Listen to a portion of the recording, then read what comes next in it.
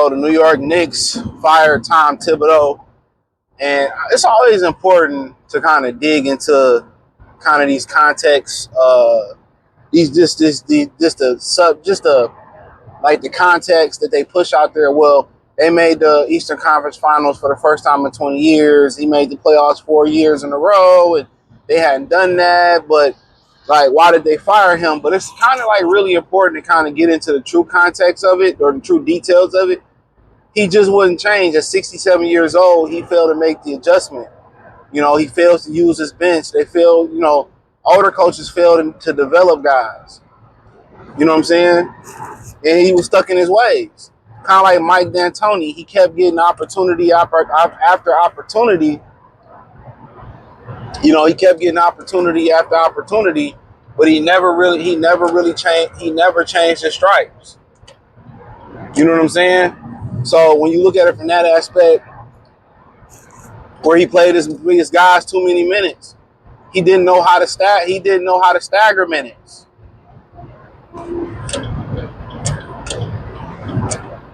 He didn't know how to stagger minutes. You know, like, okay, you got, your base salary, or most of your salary and your pairs are tied up in your top 6 players: Brunson, Cat, Bridges, OG Anunoby, Josh Hart, and Mitchell Robinson. He don't know how to stagger their minutes. He likes to play them all together, all 40 plus minutes, all day. No, you can go out there and put, Cat out there with Mikal Bridges. You can put OG and Hart out there with Bronson. You can play them like that. You know what I'm saying? You can buy them time through the season resting. You know what I'm saying? Then if you really want to take it a step further, you know what I'm saying? You can just have them rest and let Cat go out there with McBride or Shamet and those guys, and really let Cat really get off and get a rhythm. You know what I'm saying? Like, he don't know how to mix his lineups up to buy time and get guys rest. And if you playing them balls to the walls for 82 games a season, what you expect? They're going to break down. And then on side of that, he's a really good defensive guy. He's a fantastic defensive guy. He's a fantastic defensive guy. You know what I'm saying? No doubt about it. But he don't know how to coach offense. You know, he don't know how to coach the offense.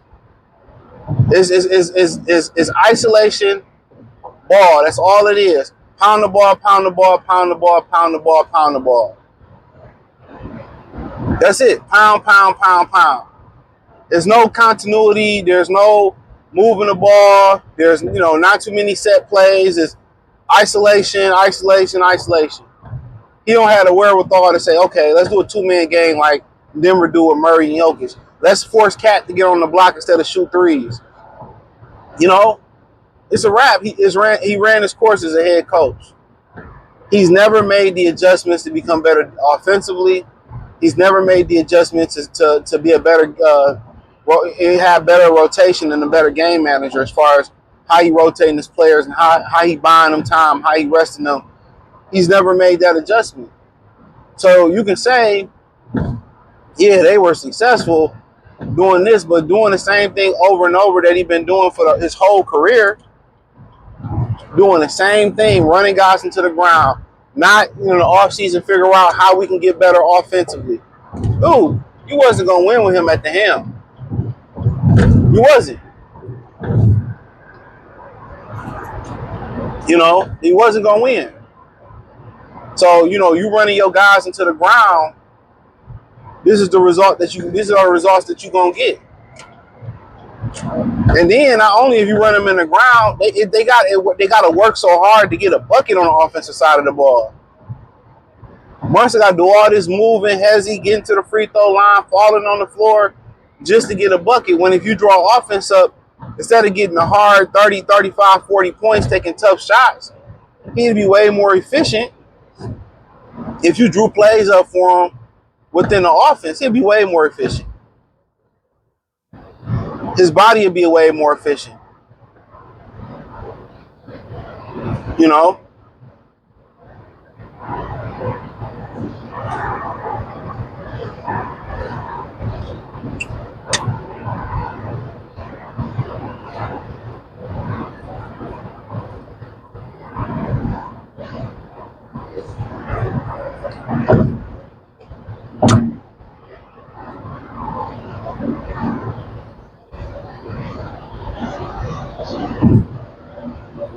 So that's my whole thing.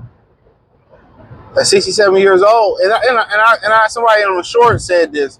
He said, well, or in the comment section on one of my videos, he said that, well, he can't use that as an excuse, his age, because Rick Carlisle doing it, and that's true. Rick Carlisle was a militant coach, but he seen what Indiana do well, and he let them do what Indiana do well. So he has made that conversion. It can't happen, but Thibodeau ain't making that conversion. Too stubborn, too old, too hard headed. He not making that. He not making that move. You know, and that's why. You know, on the surface, you know, just the context on the surface being, you know, oh, he was so successful there, but they knew with that payroll and getting over the hump. And that was one thing that, you know, when Larry Brown took over Rick Carlisle and the Pistons, one thing that he brought, he had the guys on the schedule throughout the regular season. He had them on a fixed schedule. Unless foul trouble happened or, you know, he had them on a fixed schedule. They would come in to say he was so deep. They were so deep, you know, but you had to develop those guys on the bench. And a lot of these older coaches, you see with Steve Kerr and Jonathan Kuminga and Moses Moody and James Wiseman, Steve Kerr, he don't want to develop. You got 82 games. Why not let the young guys, you know, carve out a role?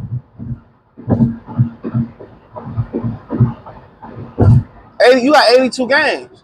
So if you take the first 41 and you start developing them, and then you start to see, and you're gonna start to see that improvement, it's gonna benefit you down the long run. But that's why most females are teachers and males are not teachers, because males don't have the patience.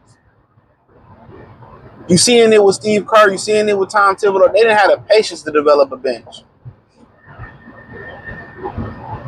They don't have the patience to see what they did wrong and learn something new. They don't have it. They don't have it. Was the firing justified? Very much so justified. Get a guy that's going to come in there and get the most out of that roster. Preserve them. Make offense easier for them. Preserve what they do defensively. But make sure they're fresh come playoff time. Flat out. Flat out, he's the reason that they're not in the finals. And next year, with Boston being injured, Milwaukee disassembling, you know, really, it's the rise. You know, Cleveland is frauds. As long as Donovan Mitchell, their best player, they won't win it. You know, it's open. You know, Orlando gonna be there. Detroit and Orlando, Indiana gonna be there. But it's not like saying Boston at full strength or Milwaukee. That won't happen. But it's my opinion. Check out the NBA Talk playlist. Thumbs up the video, share the video, subscribe to the channel. The subscribe button is the bell icon button.